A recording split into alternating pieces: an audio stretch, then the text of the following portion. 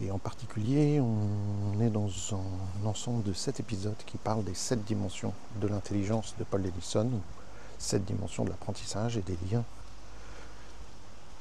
que nous avons fait en IMP avec ces 7 dimensions. Aujourd'hui, on va aborder une dimension dont certains aspects sont controversés, qui est la dimension que Paul Denison a appelée en son temps la dimension des os du crâne, qu'on pourrait appeler la dimension de la structure, qu'il a appelé finalement la dimension du rythme. Donc là, ça donne une autre ouverture. La dimension du rythme. Qu'est-ce que c'est que cette histoire?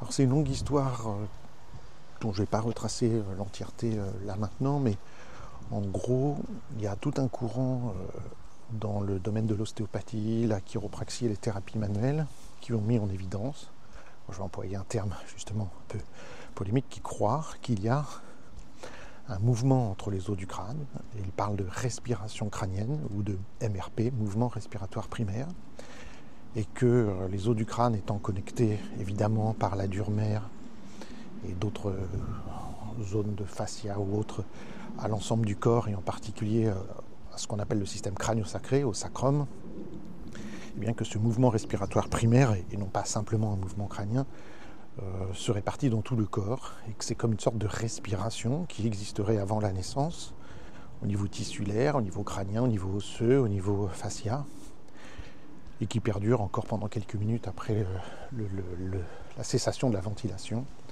par les tissus qui continuent à se mouvoir encore pendant quelques minutes après le décès, entre guillemets. Enfin, le décès, pas entre guillemets, qui continuerait après l'arrêt de la ventilation et le dernier souffle. Parce que les tissus, ça c'est pas très important, c'est un détail, mais bref. Les ostéopathes, en particulier les ostéopathes qui travaillent au niveau crânien, prétendent, alors ce sont les découvertes de William Garner Sutherland, que les microsutures au niveau des os crâniens ne sont pas soudées véritablement, puisque une fois décédé, si on regarde un crâne humain, eh bien ces sutures sont toujours là, elles ne se sont pas calcifiées, contrairement à un os qu'on immobilise quand on s'est cassé un os, de la jambe, du bras ou autre, du bassin, quand on l'immobilise par des plâtres, des attelles ou autres. Et bien après il y a une calcification qui se refait et l'os est complètement soudé avec une impossibilité de mouvement à cet endroit-là. C'est le principe de l'os. En revanche, au niveau des os, entre le frontal, le pariétal, l'occipital, le sphénoïde, l'ethmoïde, etc., il y a des sutures, mais qui ne sont pas calcifiées. Et donc, ce que disent les ostéopathes, c'est que ça permet un micro-mouvement, une sorte de mouvement respiratoire. Alors évidemment, pourquoi c'est extrêmement polémique? Parce que qui dit mouvement, dit muscle. Quand on parle des os et des articulations, de part et d'autre d'une articulation, pour permettre le mouvement, il y a des muscles. Donc ici, on a des sutures, mais il n'y a pas de muscles qui vont de part et d'autre des sutures qui permettraient le mouvement. Donc si mouvement il y a, il viendrait d'ailleurs, ce qui serait un peu une exception dans le corps humain, un mouvement qui ne serait pas lié aux muscles à proprement parler, mais peut-être... alors là, il y a eu plein d'hypothèses, c'est assez difficile. L'hypothèse dont j'ai le plus entendu parler, c'est la fluctuation du liquide céphalorachidien qui est créée par les ventricules dans le cerveau, va s'écouler d'une manière un peu rythmique, qui va impacter un certain nombre de tissus, j'ose le mot fascia, que sais-je, et avoir donc comme ça une répercussion sur l'ensemble du corps. Évidemment, c'est très polémique parce que c'est très difficile anatomiquement et physiologiquement de comprendre cela. Néanmoins, ce qui est pour moi ce qui est le plus important, ce sera la même chose si on parlait de médecine chinoise ou d'autres approches un peu alternatives, c'est que on pourrait dire voilà, il se passe ceci, il se passe cela, mais ensuite, est-ce que ça a un intérêt thérapeutique? Est-ce que ça a un intérêt avec les patients, les clients, les malades que voient les différents médecins ostéopathes? Parce qu'au départ, aux États-Unis, les ostéopathes sont des médecins. Donc c'était le cas de Sutherland et des premiers ostéopathes qui travaillaient au niveau crânien. Donc est-ce que ça a un impact? Et eux prétendent que oui. Personnellement, moi, toute ma carrière, j'ai travaillé avec des enfants en difficulté d'apprentissage et n'ai pu que constater que ceux qui passaient entre les mains d'ostéopathes qui travaillaient au niveau crânien avaient des améliorations à plein niveau. Au niveau de la concentration, au niveau de la mémorisation, au niveau d'otite à répétition, à plein de niveaux. Tiens, je ne savais pas qu'il y avait des poules ici. Autrement dit, les ostéopathes qui travaillent au niveau crânien ont des résultats dans des domaines dans lesquels les ostéopathes qui n'utilisent pas les techniques crâniennes n'ont pas. Donc il y aurait un véritable intérêt. Paul Denison a rencontré, non pas des ostéopathes, parce qu'aux États-Unis ils sont beaucoup plus rares, c'est un peu l'inverse de chez nous. Chez nous il y a très peu de chiropracteurs et beaucoup d'ostéopathes, mais aux États-Unis c'est l'inverse. Donc Paul Denison a collaboré avec un chiropracteur qui était formé aux techniques crâniennes. On parle souvent de thérapie crânio-sacrée, puisqu'on parle de mouvement crânien, mais c'est une erreur, hein. Le terme exact c'est mouvement respiratoire primaire. Ce mouvement crânio-sacré a des répercussions dans l'ensemble du corps, au niveau des bras, au niveau des mains, au niveau du bassin, au niveau de la colonne vertébrale, etc. Et donc Paul Denison s'est rendu compte lui aussi que, eh bien, puisque ses études portaient sur l'amélioration de l'apprentissage, qu'il y avait un intérêt certain à travailler avec des professionnels qui travaillent au niveau crânien, et que souvent ça allait, je ne sais pas quels sont les termes qui sont employés, mais débloquer certaines choses, améliorer certaines choses. Alors je voudrais élargir un peu les choses. Je vais laisser passer quelques voitures, je rejoins la route. Je pensais que de si bonne heure en période de vacances, je n'aurais pas de voiture. Si vous avez même entendu les poules qui se réveillent, il fait encore à moitié nuit, mais j'ai à peu près 100 mètres de route à faire pour rejoindre le champ. Vous veuillez m'excuser pour cette pause.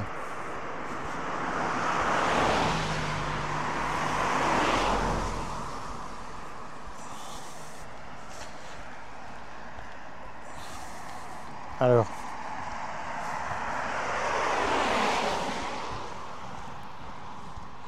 je vais élargir un peu les choses.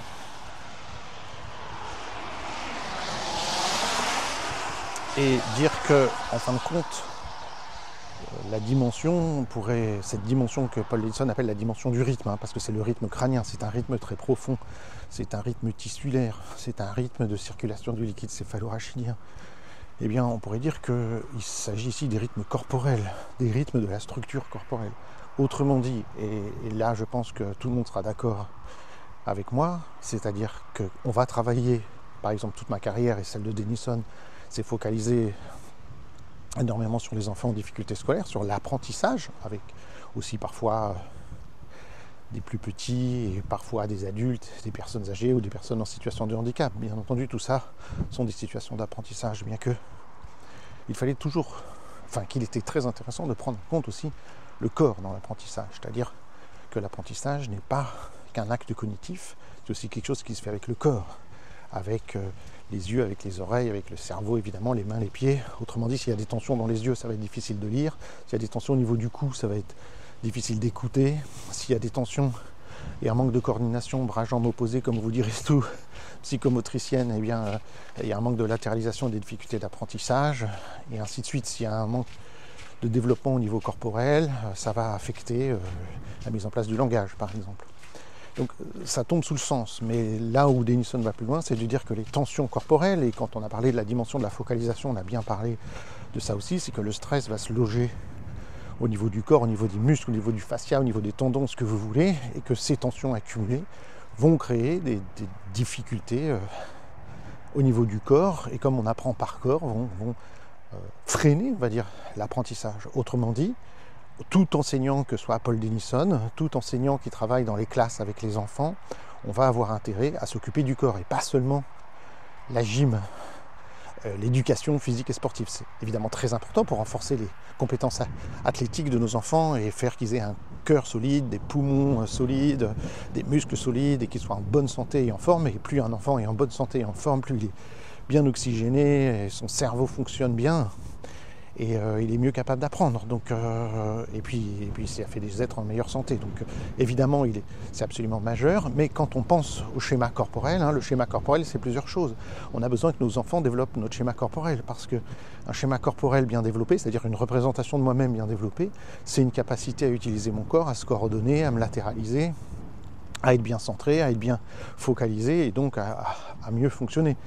Et ce schéma corporel, il comporte plusieurs points. Moi, j'en ai retenu 5 dans une définition, mais bon, il y a de multiples définitions du schéma corporel.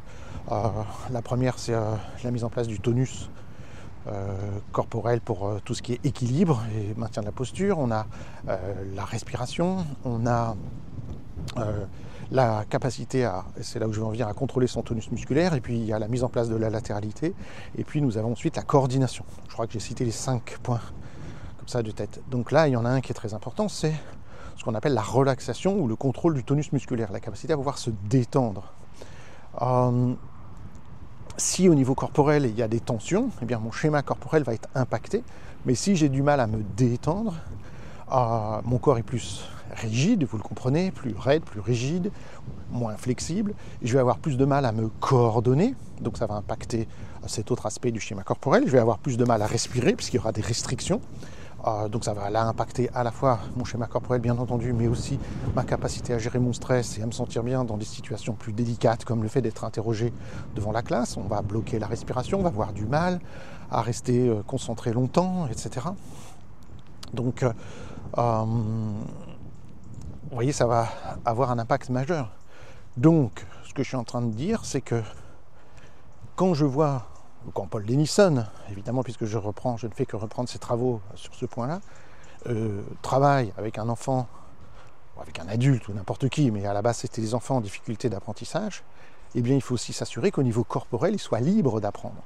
Et c'est pourquoi on a besoin de la collaboration de kinés pédiatriques, qui vont être capables de travailler par exemple avec des bébés, d'ostéopathes, de thérapeutes manuels, de massage, de yoga, de relaxation, de sophrologie.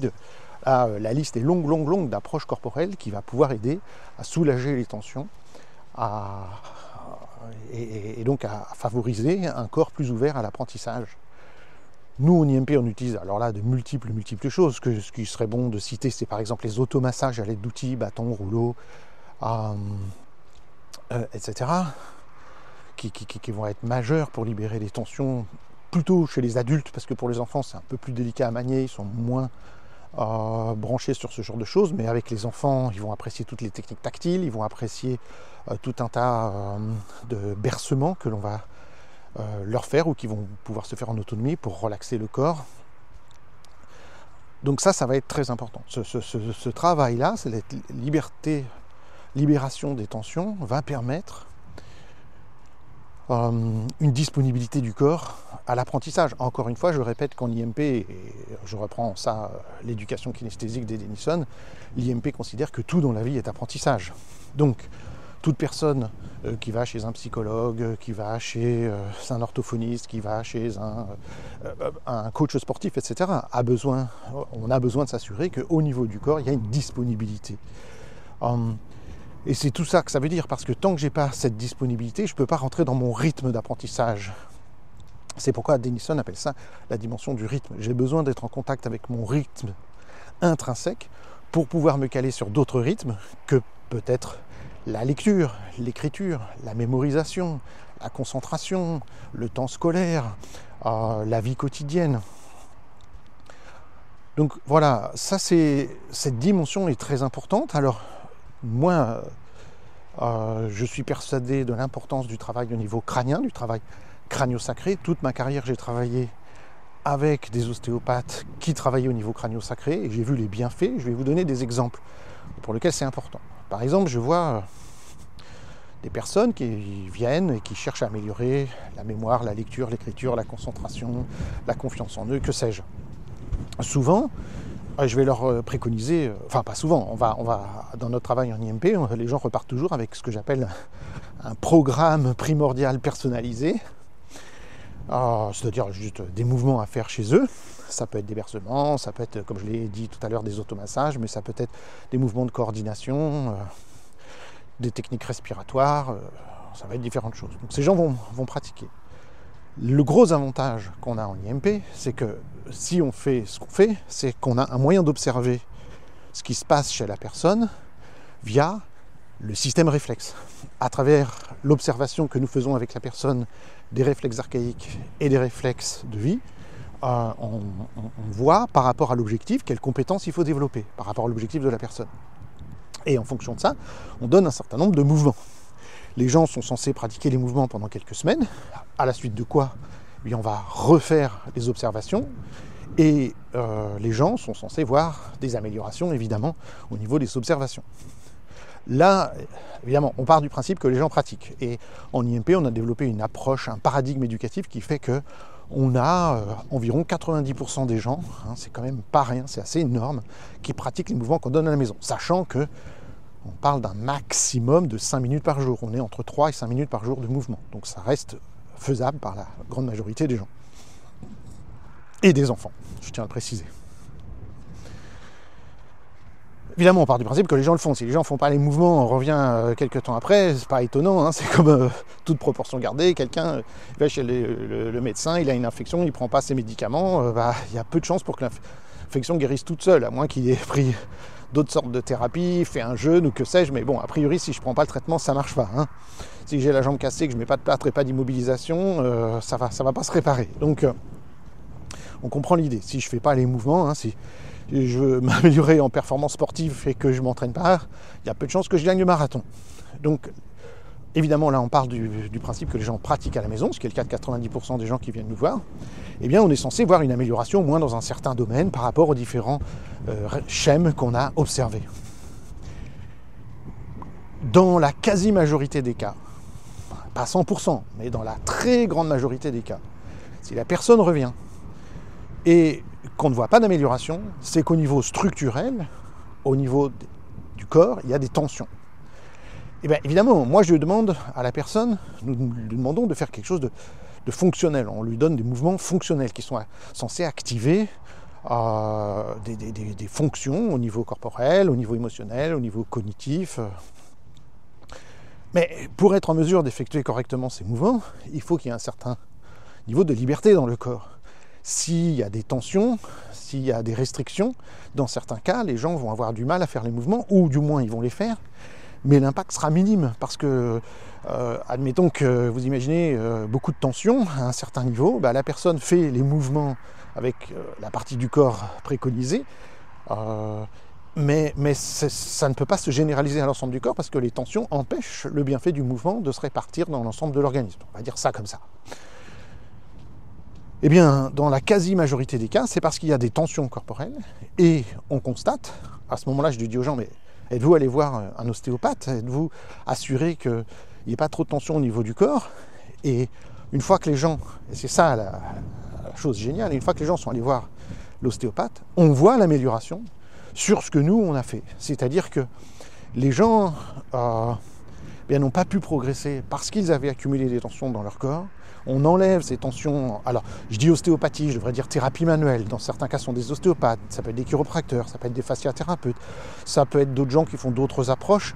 Et puis, évidemment, on pense surtout aussi aux kinésithérapeutes formés en pédiatrie qui peuvent, dans certains cas, faire du très bon boulot. Et nous, on travaille avec des kinés qui sont extrêmement bien formés sur toutes les approches avec les enfants, etc. Et qui vont pouvoir faire un incroyable travail. Alors souvent, ils ont aussi fait des formations à côté de thérapie manuelle, des initiations techniques crânio-sacrées ou autres, mais pas obligatoirement. Donc là, on va constater que dès que la personne va chez l'ostéopathe, tout d'un coup, ce qu'on fait devient beaucoup plus efficace. Le travail ostéopathique va potentialiser ce qu'on fait. Le travail de thérapie manuelle va potentialiser ce qu'on fait. Et donc ça, c'est majeur. Alors évidemment, en IMP, on enseigne et on montre aux gens un grand nombre de techniques pour aller libérer des tensions, mais je veux dire des tensions somme toute modestes. On va libérer par des automassages, on va faire un certain nombre de techniques manuelles avec les gens très douces. Mais vous imaginez bien que l'IMP, soyons sérieux, c'est 7 stages à ce jour dans la formation certifiante, 16 stages de 4 jours. Et une formation d'ostéopathe, pour prendre l'exemple des ostéopathes, c'est 5 ans à temps plein. Donc vous imaginez bien que les compétences de l'ostéopathe pour libérer les tensions est sans commune mesure avec ce que nous, on peut faire. C'est pourquoi je dis aux gens, avant toute chose, vous avez une difficulté, quelle qu'elle soit, et vraiment je pèse mes mots, vous avez une difficulté de concentration, vous manquez de confiance en vous êtes stressé, vous êtes en dépression, vous avez des douleurs, je dis n'importe quoi, de règles ou quoi que ce soit.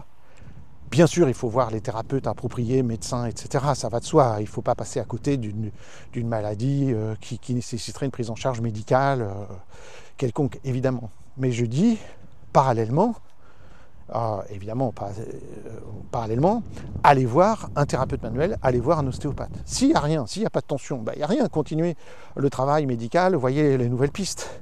Mais s'il y a des tensions au niveau du corps, c'est tellement dommage de s'en passer. L'ostéopathe, c'est le thérapeute manuel par excellence. Alors, c'est de la médecine manuelle. Mais ils ont aussi, évidemment, leurs limites. L'ostéopathe ne peut rien faire contre un cancer, contre un diabète, évidemment. Ce que je veux dire, c'est que même au niveau organique, des tensions corporelles, des tensions faciales, des tensions, etc., peuvent entraver dans certains cas des organes et le rythme naturel de cet organe et créer des troubles digestifs, des troubles je ne sais pas quoi, etc. Vous n'avez pas idée, dans toute ma carrière, du nombre de gens qui avaient essayé 36 000 choses sans aller voir d'ostéopathe et dont tout a disparu une fois avoir vu l'ostéopathe. Les centaines d'enfants que j'ai envoyés chez des ostéopathes qui faisaient des otites à répétition, qui après 3 séances d'ostéopathie n'en ont plus jamais eu. Je n'ai pas dit que c'est le cas de 100% des enfants. Ils avaient fait beaucoup de choses. Beaucoup d'enfants vont répondre à d'autres thérapies. Mais le nombre d'enfants qui avaient essayé 36 000 choses, qui vont chez l'ostéopathe et qui n'y en a plus, c'est phénoménal. Dans un autre domaine, des cas, je sais qu'on pourrait m'argumenter que ce sont des cas comme on dit, anecdotiques, puisque je ne parle pas là d'études scientifiques que j'aurais faites sur des centaines ou des milliers de personnes suivies avec un groupe de contrôle, etc. Mais je peux vous donner des milliers d'exemples de femmes qui avaient des douleurs de règles, de personnes qui avaient des troubles d'équilibre, de personnes qui avaient ceci, cela, qui après 1 ou 2 séances de thérapie manuelle, en particulier d'ostéopathie crânienne, ont vu ces problèmes disparaître définitivement. Je me rappelle du cas d'un monsieur que j'ai connu, qui a suivi pas mal de cours avec moi à l'époque où j'enseignais le brain gym. Je l'ai suivi, il est venu suivre des cours sur une période de moins de 10 ans. Et ce monsieur, il s'est toujours plaint d'avoir des acouphènes terribles. Il était en permanence gêné par des acouphènes, le jour, la nuit. Et j'imagine bien à quel point c'est infernal d'avoir des acouphènes. On en a tous de temps en temps pendant quelques secondes. C'est extrêmement désagréable, mais quand vous avez ça quasi en permanence, c'est infernal. Ce monsieur, régulièrement, je lui disais... Est-ce que tu es allé voir un ostéopathe? Non. Est-ce que toutes les ans, je le voyais, je lui disais ça. Non. Il souffre d'acouphènes, il a essayé des thérapies classiques, il a essayé d'autres trucs, il a essayé des trucs parallèles. Jamais vu d'ostéopathe. Un jour, ça faisait 10 ans, je vous promets, que je connaissais. Il vient me voir, il me dit, Paul, j'ai plus d'acouphènes. Qu'est-ce que tu as fait? Je suis allé chez l'ostéopathe. Voilà, alors attention, tous les gens qui m'écoutent et qui ont des acouphènes, je ne dis pas que les ostéopathes soient 100% des gens qui ont des acouphènes. Dans son cas précis, il y avait des tensions au niveau de son crâne, de son oreille, de je sais pas quoi, j'ai aucune idée moi, je suis pas qualifié pour dire de quoi il s'agit, mais des tensions qui faisaient que ça maintenait chez lui les acouphènes. Il y a des acouphènes, sans doute, des gens ont des acouphènes pour des tas d'autres raisons, y compris, je sais pas moi, des raisons organiques, de la tension sanguine, j'en sais rien. Ce que je suis juste en train de dire, en conclusion, c'est que dès qu'on rencontre une difficulté organique, émotionnelle, y compris d'apprentissage cognitif, dépression ou quoi que ce soit, je ne dis pas il faut aller voir qu'un ostéopathe ou un thérapeute manuel, je ne dis certainement pas ça. Je dis il est bon en parallèle de, je viens de dire dépression, de voir un psychiatre, un psychothérapeute qui travaille au niveau des thérapies cognitives et comportementales et qui peut vous accompagner, en parallèle de s'assurer qu'on n'accumule pas des tensions dans le corps parce que ça ne va pas favoriser le fonctionnement du crâne, le fonctionnement d'un certain nombre de glandes, le fonctionnement d'un certain nombre d'organes, le fonctionnement de mon corps, et ne serait-ce que si on retient ça, que quand on se sent mieux dans notre corps, on se sent mieux dans notre tête, rien que ça déjà ça vaut la peine. Mais donc voilà, c'est la première démarche, ça ne veut pas dire que c'est la seule, c'est la première, s'assurer qu'il n'y ait pas de tension. Enfin, la première c'est si vous avez une urgence médicale, évidemment, mais ça va de soi. Mais ce que je veux dire, c'est que souvent on se dit, des enfants ont des difficultés d'apprentissage, et donc c'est un trouble cognitif, ils ont du mal dans leur tête à apprendre, il faut faire de la rééducation dans la tête. Je ne dis pas qu'il ne faut pas le faire, mais vous comprenez que si je vais chez l'orthophoniste pour faire cette rééducation, et que parallèlement j'ai des tensions dans mon corps, dans ma gorge, au niveau de ma langue, j'ai des tensions au niveau de mes épaules, j'ai du mal à tourner la tête, mes yeux sont entravés dans leurs mouvements, etc., l'orthophoniste pourra travailler et faire de la rééducation, bien entendu, mais il sera très limité par les tensions corporelles de l'enfant. Et ce que me disent sans arrêt les orthophonistes, puisque toute ma vie, j'ai travaillé avec des orthophonistes, alors là, orthophoniste, psychomote, toute ma vie, on avait même une association à Caen, je crois qu'on en a parlé dans un podcast précédent, où on travaillait avec des orthophonistes, des psychomotes, des psychologues, des médecins, bref, je vous ai dit une 50aine de professionnels. Et on se voyait tous les mois. Donc j'ai fait ça pendant 15 ans, et après j'ai continué à être vice-président de cette association, mais j'étais plus présent parce que mon activité de formation était trop grande, je ne pouvais plus m'investir, mais l'association a encore duré une dizaine d'années après mon départ. J'étais que vice-président, je n'étais pas le président, et j'ai fait partie des 7 membres fondateurs de cette association. Il y avait des gens qui faisaient de la gestion mentale, il y avait des ostéopathes, il y avait différentes personnes. Bref. Donc, j'ai un peu perdu le fil, je suis désolé. Ce que je suis en train de dire, c'est que il y a des tensions, il faut s'en occuper et s'en assurer. Après, on voit que moi je dis, écoutez, votre enfant a des difficultés d'apprentissage, oui, il va falloir faire de la rééducation qui s'impose, mais parallèlement, assurez-vous qu'il n'y ait pas de tension pour permettre à votre enfant de mieux profiter. Et j'ai retrouvé ce que je voulais dire, ce que me disent les orthophonistes, c'est que ils sont très contents de nous envoyer les enfants. Moi, je ne suis pas ostéopathe, mais c'est l'équivalent au niveau de le développement du schéma corporel qu'on fait, de s'assurer que les réflexes archaïques, etc., soient bien intégrés. Eh bien, ils se disent, c'est comme si tout d'un coup, l'enfant était prêt à apprendre, et qu'au lieu de faire des dizaines de séances où parfois on a l'impression, je reprends une expression que m'avait dit une fois une orthophoniste, on a l'impression de pédaler dans la choucroute, eh bien là on peut. Et pour moi c'est le plus beau cadeau, parce que ça j'ai entendu des dizaines et des dizaines d'orthophonistes me dire ça, on peut enfin faire vraiment notre travail. C'est-à-dire que l'orthophoniste n'est pas censé lutter contre des problèmes physiques, l'orthophoniste n'est pas censé essayer de pousser un enfant qui pédale dans la choucroute. L'orthophoniste, tout comme l'enseignant, tout comme n'importe quel professionnel, va mieux faire son métier une fois que le terrain est plus propice. Mais c'est ce qu'on va faire, nous, en intégration motrice primordiale, les gens qui font de l'éducation kinesthésique du brain gym, les ostéopathes à un autre niveau aussi, on va préparer la personne à ce travail de rééducation. Entendons-nous bien, les ostéopathes, les gens qui font du brain gym, les accompagnants en IMP ne font pas de la rééducation et ne sont pas aptes à faire de la réhabilitation, quelle qu'elle soit. On ne sait pas, par exemple, je vois un enfant qui a du mal avec le calcul, je n'ai aucune idée, pas le plus début de commencement d'une idée de savoir comment faire pour redonner les bases de calcul à un enfant et le rééduquer pour faire du calcul. C'est le rôle des orthophonistes formés dans ce domaine. En revanche, je vais pouvoir préparer l'enfant, vérifier sa latéralisation, vérifier le mouvement des yeux, vérifier est-ce que ses réflexes archaïques sont bien inhibés, ses réflexes de vie sont bien en place, et s'assurer que les mécanismes qui sous-tendent les compétences mathématiques soient bien en place, et de telle sorte que l'orthophoniste puisse faire son travail dans les meilleures conditions. Donc c'est ça, cette dimension qu'au départ Denison appelait des os du crâne, qu'on peut appeler dimension structurelle, dimension du mouvement crânien, mais c'est bien plus que ça, c'est s'assurer. Alors aujourd'hui, je pense, vu la mode, on parlerait des fascias, on dirait voilà, c'est la dimension du fascia.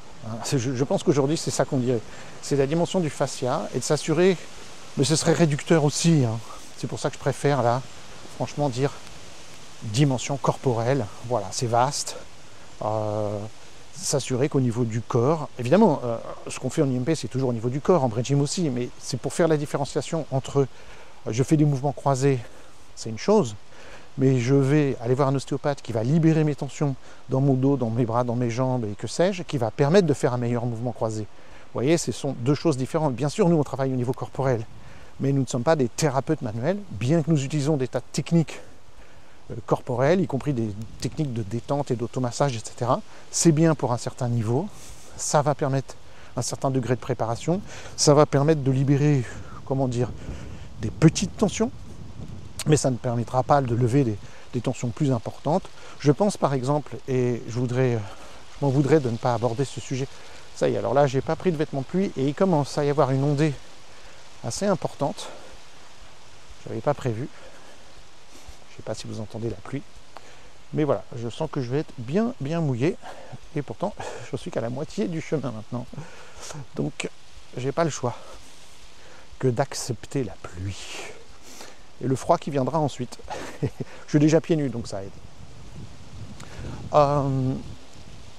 Je m'en voudrais de ne pas parler de la naissance. Aujourd'hui, on constate qu'il y a beaucoup de tensions générées par les naissances. Alors attention, ne me faites pas dire ce que je n'ai pas dit. On constate que beaucoup d'enfants naissent avec des tensions. Évidemment, dans un premier temps, on pourrait dire « Ah, c'est la faute des docteurs, c'est la faute des conditions de naissance qui ne sont pas physiologiques, qui sont mauvaises, etc. et qui font que l'enfant a des tensions. Alors, ça peut être vrai. C'est vrai qu'il y a beaucoup en France de surmédicalisation dans certains cas, en particulier au niveau des accouchements, ça a été dit. L'OMS a plusieurs fois pointé du doigt la France qui surmédicalisait, qui sur-ventouse, qui sur-forceps, qui sur-épisiotomie, qui sur-accouchement déclenché, qui sur-césarienne, etc. Et c'est vrai qu'en France, on trouve des cliniques où il y a des taux, on va dire, d'intervention médicale qui sont très faibles et d'autres dans la même ville ou quoi qui sont très très élevés.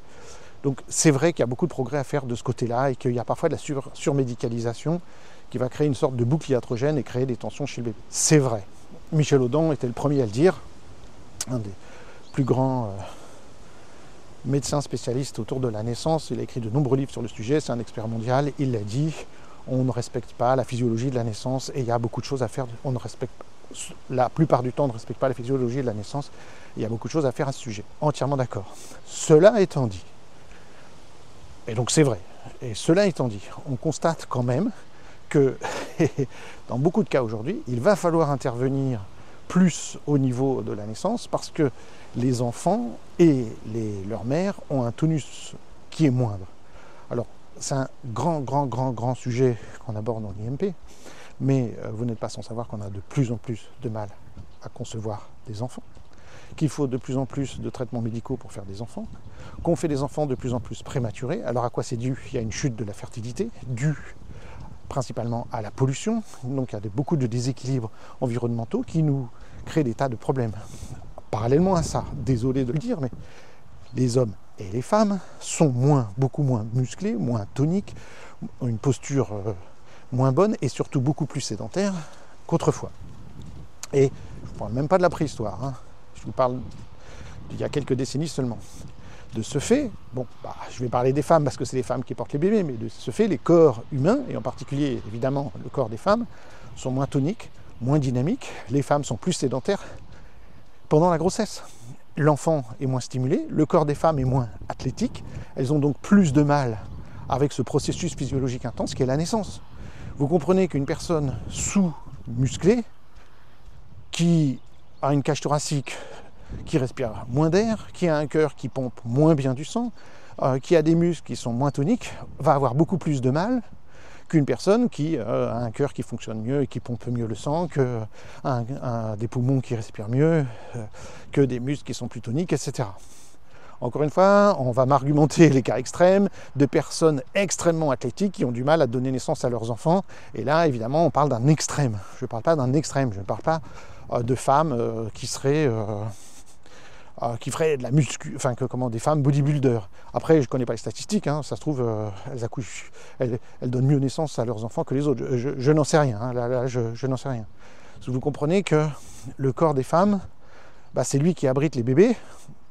Et que si le corps des femmes a une posture qui est moins bonne, plus avachie, qu'on passe 6, 8, 10 heures par jour assis derrière un bureau, sur un canapé ou à regarder la télé, ça va impacter le développement de l'enfant. Ajoutez à ça les carences en minéraux, en oméga 3, en iode, en vitamine B9, etc. qu'on retrouve dans la quasi-totalité de la population et donc des femmes enceintes.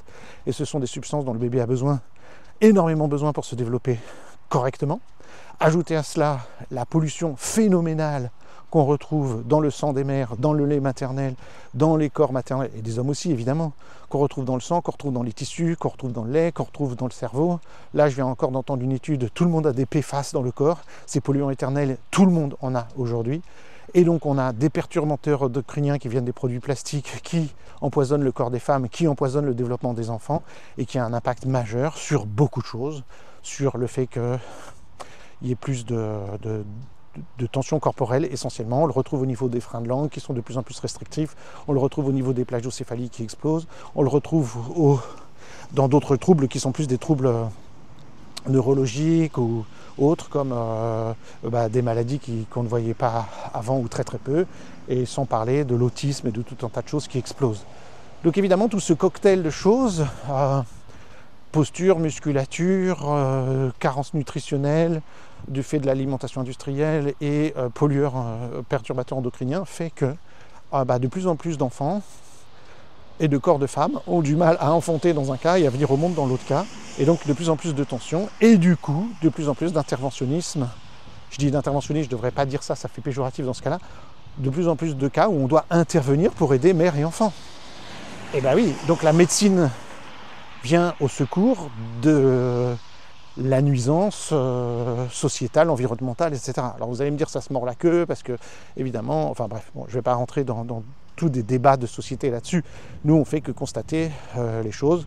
Il y a de plus en plus d'enfants prématurés, de plus en plus d'enfants qui naissent avec des tensions corporelles, avec des postures, par exemple, qu'on appelle en virgule, avec des plagiocéphalies, avec des enfants qu'on appelle des enfants, je ne sais plus, il y a différents mots, où il y a beaucoup de tensions corporelles. Alors, je laisse passer voitures et autobus.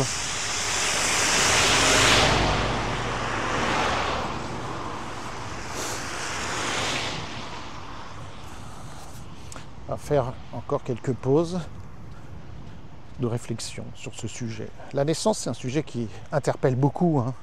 Ça nous fait beaucoup de mal d'entendre parler de tout ça. On se sent coupable On se sent coupable pour nos enfants.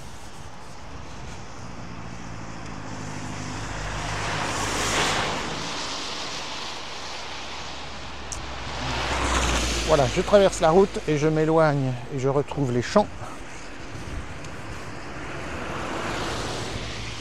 Et en une dizaine de pas, on sera beaucoup mieux pour continuer à bavarder, vous et moi. Alors, voilà, les enfants à la naissance naissent avec beaucoup plus de tension qu'auparavant. Alors certes, merci la médecine, ils naissent vivants, c'est quand même le principal. Et je préfère qu'un enfant soit né avec ventouse, forceps, césarienne, accouchement déclenché ou ce que vous voulez et vivant, avec éventuellement des tensions qui éventuellement créeront des difficultés d'apprentissage ou autres, que évidemment mort. C'est un peu stupide ce que je dis, mais des gens parfois m'argumentent non, t'es contre la médecine, machin et tout, mais c'est pas du tout ce que je dis. On peut avoir un regard critique, non pas sur la médecine dans le cas présent, oui il peut y en avoir, mais c'est pas moi qui dis qu'il y a de la supermédicalisation, de l'hypermédicalisation dans certains cas, et des spirales iatrogéniques dues aux pratiques obstétricales. C'est Michel Audin qui dit, c'est les obstétriciens eux-mêmes, c'est l'Organisation mondiale de la santé, c'est tout un tas de gens bien plus compétents. Enfin moi j'ai aucune compétence dans le domaine, donc des gens compétents qui le disent, je ne fais que redire ça. Et parallèlement, c'est plein de lanceurs d'alerte qui disent que il y a de plus en plus de mal avec nos enfants, et plus d'allergies, plus d'asthme, plus d'autisme, plus de tout un tas de choses. Et ce n'est pas que parce qu'on en détecte plus. Hein, ça, faut arrêter avec ça. Oui, on en détecte plus, et c'est tant mieux, parce que ça permet une meilleure prise en charge plus tôt, etc. Donc, pour en revenir à notre sujet, ces enfants, dès la naissance, sont très impactés au niveau de tension corporelle, et c'est pourquoi, pour moi, il serait prioritaire d'avoir des thérapeutes manuels compétents, des kinésithérapeutes pédiatriques formés correctement, formés pour travailler avec les enfants dès la maternité, pour pouvoir libérer ces tensions, que ce soit au niveau de la face, au niveau crânien, au niveau sacrum, au niveau corporel, etc. Et s'assurer que tout va bien. Moi, j'ai constaté qu'il n'y a pas d'abus de ce côté-là, de la part des thérapeutes manuels. Toute ma vie, quand j'ai envoyé des enfants chez les thérapeutes manuels, en disant aux parents, écoutez, vu ce que vous me dites, j'ai l'impression qu'il y a de fortes chances pour qu'il y ait des tensions, allez vérifier.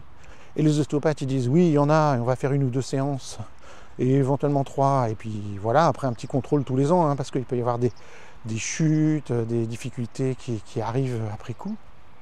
Mais s'il n'y a pas de tension, l'ostéopathe il dit voilà, il y avait peut-être un petit truc, j'ai fait une séance et puis rentrez chez vous et puis tout va bien, revenez éventuellement dans 1 an, mais tout va bien. Donc j'ai jamais constaté d'abus de thérapeute manuel. Je dis pas que ça n'arrive pas, hein, comme partout, hein, comme des médecins, comme n'importe qui, hein, c'est des humains comme les autres, mais jamais constaté de la en plus, tous les ostéopathes que j'ai connus, y compris ceux que je vais voir, ils ne redonnent pas des rendez-vous tout de suite. Ils disent revenez si vous le sentez, éventuellement dans 6 mois, dans 1 an, voyez comment ça évolue et tout. Jamais vu des ostéopathes qui disent allez, on va se prendre 5-10 rendez-vous. C'est pas du tout ou des thérapeutes manuels. C'est très rare. Enfin, moi personnellement, j'en ai jamais connu en 25 ans de carrière. Mais ça ne dit pas que ça n'existe pas. Voilà. Je vais clôturer cet épisode de podcast juste pour dire que voilà, la dimension corporelle, la dimension du rythme est très importante. En IMP, on tient compte de tout ça de 2 manières. Une première manière en offrant aux gens qui viennent nous voir et dans nos séminaires des tas de techniques manuelles simples qu'on peut faire, des automassages, des bercements, des techniques de rééducation du mouvement ou autre pour aller libérer, on va dire, des tensions qui sont modestes. Et ça, c'est la première manière. Donc c'est nous, on va proposer un certain nombre de choses qui s'apparenteraient à, je sais pas, faire du yoga ou de la gym ou des choses comme ça, mais on va donc proposer ce niveau qui est d'auto-équilibrage que les gens vont pouvoir faire en autonomie. Et puis si ça ne suffit pas, ou si on détermine dès le départ que les tensions ont l'air d'être assez importantes, et c'est malheureusement de plus en plus le cas, eh bien on va tout de suite proposer en disant écoutez, avant de continuer à se voir, ou parallèlement, mais allez voir dans le meilleur délai, un thérapeute compétent.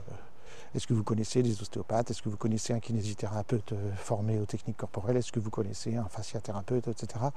Et puis nous, évidemment, là, on a notre cabinet, on connaît des tas de gens vers qui on peut éventuellement orienter. Mais...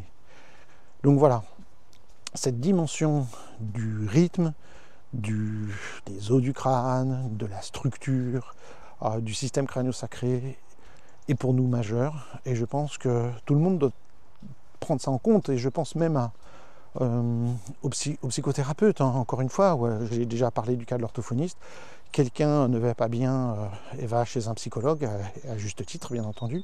Et il est aussi important d'avoir une contrepartie corporelle. Et d'ailleurs de plus en plus les psychologues vont recommander aux gens de pratiquer le yoga, pratiquer le tai chi, pratiquer de la relaxation, de la sophrologie. Et ils ont tout à fait raison, de la méditation pleine conscience et tout. Mais je pense que ça c'est bien pour un entretien quotidien. Et on devrait tous pratiquer ce genre d'approche, dans un plus ou moins grand degré. Mais qu'il est bon d'envoyer chez un thérapeute manuel pour s'assurer qu'il n'y ait pas des tensions que j'ai soit accumulées, soit peut-être que j'ai depuis ma plus tendre enfance, voire depuis ma naissance, parce que un mauvais pli a été marqué, hein, on imagine un fer à repasser qui crée un mauvais pli, c'est très dur à enlever, et il y a des thérapeutes qui sont formés pour ça. Et encore une fois, prenons les choses au sérieux, les ostéopathes ont 5 ans d'études à temps plein, ils sont très compétents, il y a des chiropracteurs extrêmement compétents également en France, même s'il y en a moins, et d'autres thérapeutes manuels qui font un très bon boulot. Évidemment, il faut se renseigner, de ne pas envoyer les gens vers n'importe qui fait n'importe quoi. Forcément, si vous habitez dans une ville, vous entendez parler de thérapeutes. Personnellement, j'ai jamais envoyé quelqu'un chez un thérapeute que je n'avais pas, entre guillemets, testé moi-même, chez qui j'étais pas allé moi-même ressentir les choses. Même chose pour les psychologues ou quoi, je fais des séances. Récemment, j'ai entendu parler de quelqu'un qui faisait de l'EMDR. Et avant d'envoyer des gens chez ces personnes, je suis allé faire quelques séances pour expérimenter sur moi et juger de l'intérieur de si j'estime plusieurs choses, que la personne a une éthique, une déontologie, une compétence, et puis aussi si cette personne va pouvoir travailler dans la direction dans laquelle je travaille aussi, et si je vais pouvoir lui envoyer des personnes sans que ça crée non pas un conflit, mais sans que ça semble bizarre aux gens chez qui je les envoie, qu'ils voient qu'il y a une logique, une complémentarité. Voilà, c'est le mot que je cherchais, une complémentarité entre le travail de cet autre professionnel, thérapeute manuel, et ce que moi je peux faire. Donc voilà, je vous remercie de m'avoir écouté, en espérant que cet épisode n'était pas trop long.